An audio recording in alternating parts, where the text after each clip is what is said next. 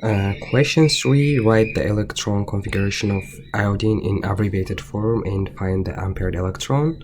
So when we look at the atomic number for iodine, it would be 53.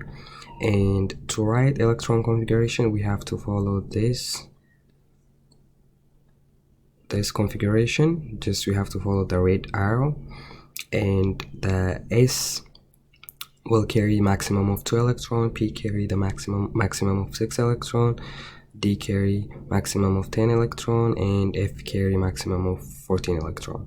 So when we write 53 in electron configuration, it would be 1s2, 2s2, 2p6 raised to 3p6, 4s2, 3d10, 4p6, 5s2, 4d10, and 5p5.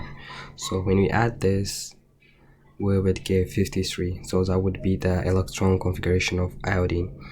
Now to find the unpaired electron, we just have to subtract 5 from 6, because the maximum electron P can carry would be 6, and we have 5 right here. So when we subtract 5 from 6, would get 1. So that would be there would be 1 unpaired electron for iodine. And to write this in abbreviated form, we can use krypton, for example. So when we stop here, right here, we would get 36 atomic number.